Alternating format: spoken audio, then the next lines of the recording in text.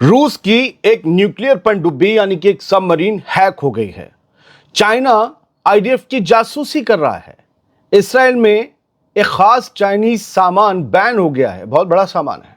और ईरान में 2 लोगों को फांसी हुई है, जिनमें से एक का बेहद अहम किरदार था। ये तीनों अहम खबरें आपको दिखाने जा रहा हूं, लिहाजा जरा ध्यान से देखिएगा। आजाद बोल इंडिया आप देख रहे हैं, मैं हूं खबरों का खातिम आदिल खान आजाद। क्या चाइना इसराइल की जासूसी कर रहा है? क्या चाइना ने बहुत सोच समझकर अपने सामानों में जासूसी करने वाले कंपोनेंट्स या इक्विपमेंट्स लगाकर इसराइल को बेचे हैं?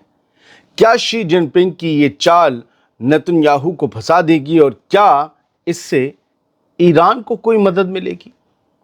दरअसल चीन से खतरा महसूस होते ही खौफजदा इसराइली फौज ने एक बड़ा कदम उठाया है। उसने चाइनीज गाड़ियों पर पाबंदी लगाने का फैसला किया है, आईडीएफ ने। लेकिन इसकी वजह क्या रही?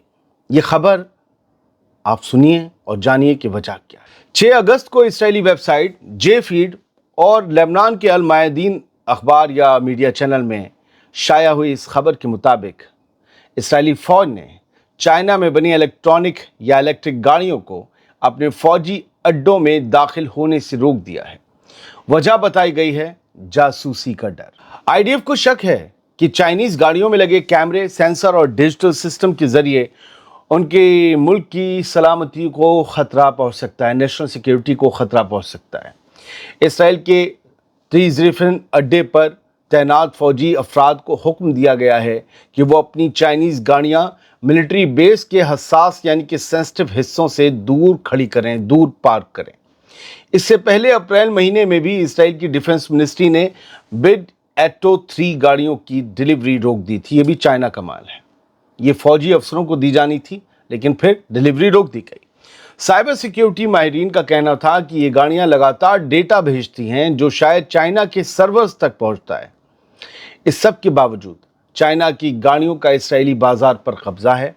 2025 की पहली छमाही में ही चाइनीज कंपनियों ने इसराइल में 21,252 इलेक्ट्रिक गाड़ियां बेची हैं। वहां की आबादी के हिसाब से बहुत है। यानी इसराइल की ईवी मार्केट का 81.2 हिस्सा अब चाइना के पास है। तमाम गाड़ियों की डिलीवरी में भी चाइनीज ब्रांड्स का हिस्सा 26% से ऊपर है। लेकिन ये पाबंदी, ये बैन सिर्फ आईडीएफ के अफराद के ऊपर, फौजियों के अफराद के ऊपर लगा है कि भाई अपनी चाइनीज गाड़ियां शहर में चलाओ, लेकिन आईडीएफ के अड्डों के पास मत लाओ, वरना चाइना हो सकता है हमारी जासूसी कर रहा हो। और हो सकता है चाइना ने जासूसी कर भी ली हो, तभी तो इसराइल इतने दिन के बाद जागा है। कुछ ना कुछ तो हुआ है। बढ़ते हैं आगे। यूक्रेन ने रूस की न्यूक्लियर पनडुब्बी हैक कर डाली है। ये खिला देने वाली खबर है, ये खिला देने वाला दावा है, क्योंकि इसमें कई अहम दस्तावेज यूक्रेन के हाथ लगने की भी खबर आ रही है। यूक्रेन की मिलिट्री इंटेलिजेंस ने दावा किया है कि उन्होंने रूस की एक नई न्यूक्लियर पनडुब्बी कन्याज पोजास्की को साइबर हमले से निशाना बनाया। ये वही पनडुब्बी है, ये वही सबमरीन है जो रूस की न्यूक्लियर ताकत का अहम हिस्सा माना जाती है। यूक्रेन के डिफेंस इंटेलिजेंस डिपार्टमेंट DIU के मुताबिक हैकर्स ने इस पनडुब्बी से जुड़ी तमाम खुफिया फाइलें चुरा लीं, जिनमें technical documents, military instruction, engineering reports और क्रू की डिटेल्स भी शामिल हैं। सबसे बड़ा दावा यह है कि यूक्रेनी हैकर्स को इस पनडुब्बी यानी सबमरीन का पूरा ऑपरेशनल शेड्यूल भी मिल गया है, यानी किस दिन क्या होगा, क्या काम करना है, कौन सा मिशन है और कौन से रूटीन काम होंगे। ये सब कुछ अब यूक्रेन के हाथों में है। रूस के लिए मुश्किल है। 5 से 6 जुलाई के बीच छपी खबरों के मुताबिक यूक्रेन ने कहा है कि साइबर हमले से न सिर्फ इस पनडुब्बी की बल्कि प्रोजेक्ट 955A के तहत बनी दूसरी रूसी पनडुब्बियों की भी कमजोरी हमारे सामने आ गई है। DIU का कहना है कि रूस के इंपीरियल मिथ यानी कि बड़ी बड़ी मिलिट्री लफबाजियों की असलियत अब पूरी दुनिया के सामने आ रही है।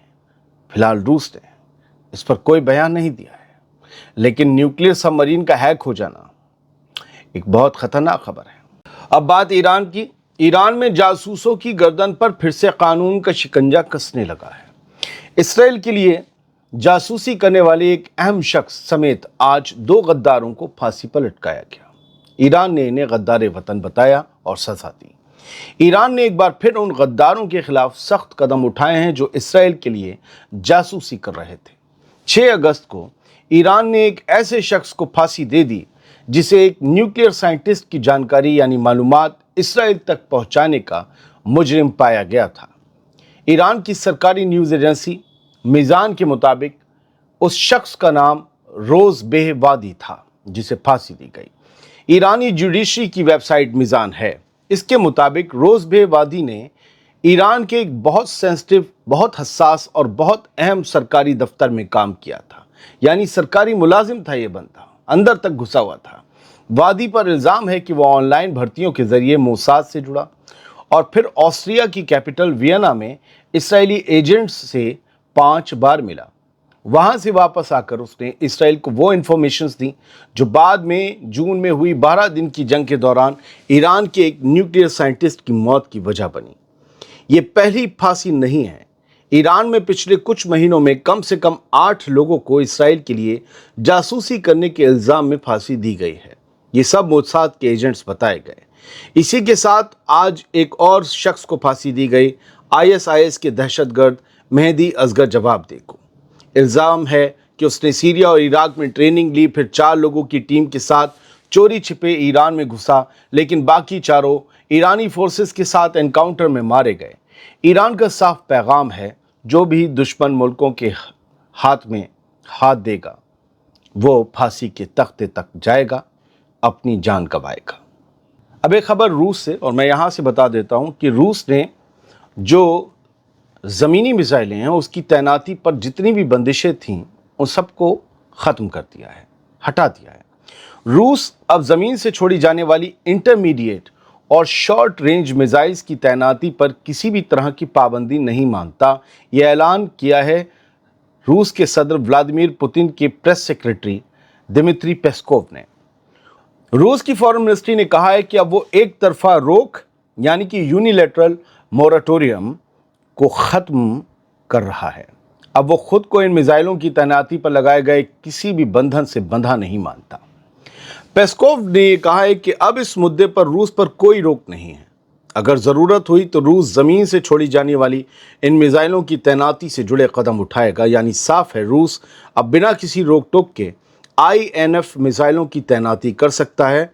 और भारत पर अमेरिकी प्रेशर को लेकर पेस्कोव ने एक और बयान दिया। उन्होंने कहा कि हर आज़ाद मुल्क को यह हक है कि वो किसके साथ कारोबार करे, ये फैसला वो खुद करे। इस बारे में हमने आपको कल भी खबर बताई थी। भारत को रूस से तेल खरीदने में कोई परेशानी नहीं है, क्योंकि भारत को रूस से सस्ता तेल मिल रहा है और भारत अपने यहाँ, भारत में तेल की कीमत क्या है आपको पता है, तो इससे सरकार और तेल कंपनियां दोनों मोटा मुनाफा कमा रही हैं। ठीक है, मोटा मुनाफा जहां जुड़ा हो वहां कई धमकियों को नज़रअंदाज किया जाता है। दिक्कत अमेरिका को है। अमेरिका को लगता है कि रूस का तेल बिकता रहेगा तो रूस की इकनॉमी बूस्ट होगी, रूस जंग में टूटेगा नहीं क्योंकि उसे पैसा पैदा होता रहेगा और फिर इंटरनेशनल ऑयल मार्केट में उथल पुथल मचेगी। अमेरिका खुद भी तेल बेचता है, गल्फ कंट्रीज़ का तेल है, गल्फ को तो खैर इतना फ़र्क नहीं पड़ेगा। अमेरिका को लगता है ये उसकी मोनोपोली को धक्का है। अमेरिका ये चाहता है कि जिसे कह दिया कि उठ जाओ वो उठ जाए, जिसे कह दिया बैठ जाओ वो बैठ जाए। भारत से कहा तेल मत खरीदो, भारत मान ले, भारत मान नहीं रहा। तो ये अमेरिका की दिक्कत है कि अपनी जोन में वो जीता है और उस जोन से बाहर किसी भी शख्स को बर्दाश्त नहीं करता। लेकिन वक्त बदल रहा है। बहुत बहुत शुक्रिया। सलामत रहिए, खुश रहिए।